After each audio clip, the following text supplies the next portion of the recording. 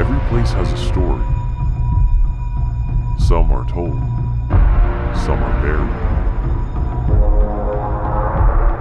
but all of them leave a trace. Welcome to Rounddab Lore.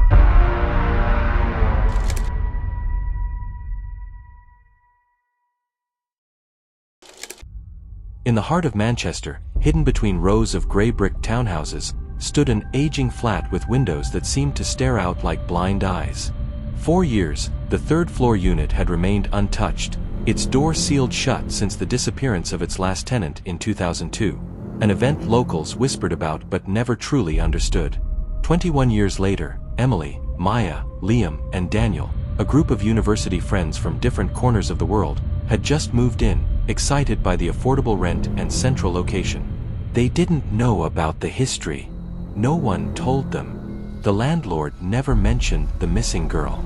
The hallway smelled of dust and forgotten time. Paint peeled like dead skin from the walls. The floorboards creaked as though remembering footsteps that should have never walked there. That night, as boxes sat half unpacked and laughter echoed over cheap takeout, something unseen stirred in the locked utility room, something that had been waiting, watching, remembering. That first night brought no peace. As the flat settled, groaning beneath years of neglect, strange sounds crept in, like scratching behind the walls and faint tapping from the ceiling. Emily, the most grounded of them all, chalked it up to rats or old pipes. But Maya, who had always been sensitive to shifts in energy, couldn't sleep. She swore she heard breathing, not her own, slow, deliberate, and impossibly close. At 3:13 a.m., the hallway light flickered once and died. Liam, the skeptic, laughed it off in the morning. "Old place. Bad wiring," he muttered while sipping coffee. But when Daniel opened the bathroom cabinet and found a cracked Polaroid, showing a young woman in that very flat, staring blankly at the lens, with something shadowy lurking in the corner behind her, they all paused. No one recognized her. The date on the photo was August 2002. By the third day, curiosity got the better of them. That one door, the utility room, was still sealed. No key, no explanation. The landlord brushed off their questions, said it was just a fuse room, long disused. But why was it bolted shut from the outside? That night, Daniel picked the lock. The door opened slowly, revealing not tools, not wires, but a windowless room lined with yellowing newspaper clippings, all taped to the walls. Reports of missing women.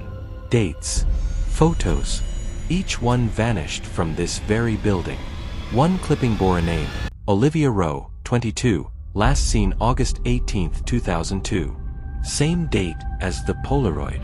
The air in the room was different, heavier. When Emily stepped in, she suddenly turned pale and gripped the doorframe. "We shouldn't be in here," she whispered. No one knew why, but they all agreed. As the days passed, the flat began to resist their presence. Liam noticed framed photos slightly tilted every morning, even after straightening them the night before. Maya swore she heard running water in the bathroom at 3 a.m., only to find the sink bone dry. Emily, ever the skeptic, brushed it all off, until she found muddy footprints on the kitchen tiles, even though no one had left the flat. Daniel's sleepless nights turned to paranoia. He claimed the shadows in the hallway lingered too long. Something was watching. Something knew they were there, and it didn't want them. Behind the only locked door in the flat was a room none of them had dared to enter. But curiosity, as always, is a dangerous thing. Daniel broke the rusted lock one afternoon. The door opened with a groan, revealing a dusty room frozen in time. Children's toys scattered, a broken crib, and strange hand-carved symbols on the walls. A moldy journal lay open on a child's desk. Pages filled with drawings, crude sketches of a faceless woman standing at the foot of a bed. The further they flipped, the more desperate the scribbles became. Pleading words, frantic scrawls. The room had been left untouched, but not uninhabited.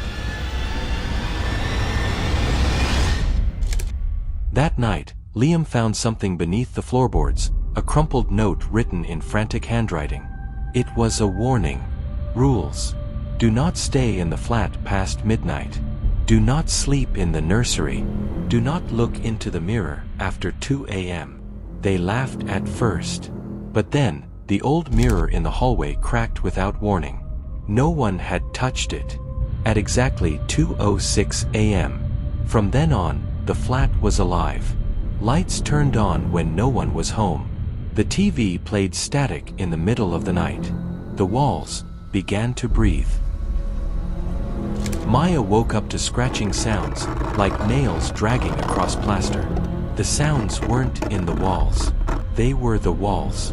Messages appeared carved into the paint. Get out.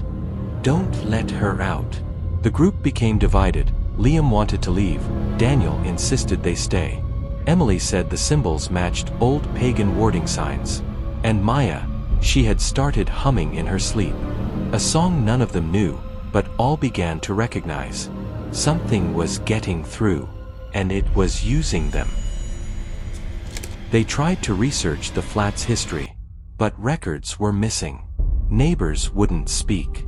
A former tenant's name surfaced, Amelia Croft. A child who disappeared in 1973.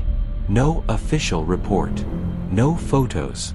Only a forgotten file, buried deep in city archives, marked Case Unresolved. Amelia had lived in that same flat. In that same nursery.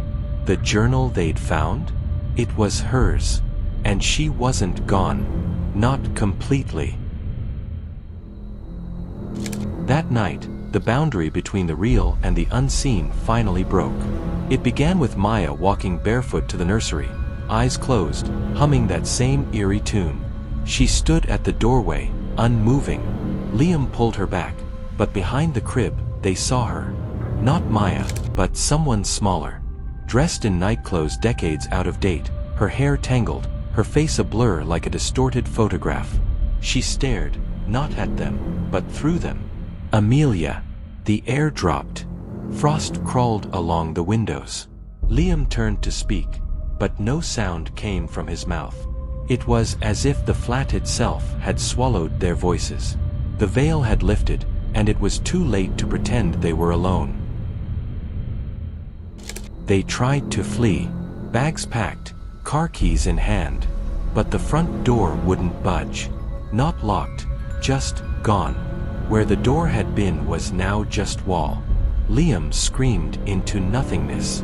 Emily broke a window, only to reveal brick behind the glass. The flat had turned in on itself, reshaped to trap them. Hours passed. They each saw things the others couldn't. Emily saw her mother's face in the mirror, rotted and smiling. Daniel saw a noose swinging in the bathroom. Maya found her own name carved repeatedly into her bedroom ceiling. The flat wasn't haunted. It was the ghost, and it was feeding. They knew one of them wouldn't leave. Liam proposed destroying the nursery. Fire, salt, anything. But the second the first flame touched the floorboards, Maya screamed. Not in fear, in pain. As if her body was tied to the nursery itself. Her humming had returned, louder, constant. She collapsed, convulsing. The group realized she wasn't being haunted, she was the host. Amelia had used her as the bridge. The only way to sever the bond was to remove the vessel. The decision was impossible. But as Maya opened her eyes, they saw Amelia looking back. Cold, empty, smiling. In the end, only one of them made it out. Authorities found Daniel wandering the street at dawn, barefoot, covered in soot and dried blood. The flat had collapsed from the inside, no structural reason, just gone. Of Maya, Emily, and Liam, there was no trace. No remains. No explanation. The building was condemned, the case forgotten. Another story buried under bureaucracy. But if you walk past that corner of 19th and Carrington, sometimes at night, you might hear it, a child humming softly from inside a wall that no longer exists. And you'll know, they never left. The flat is still there, waiting for you.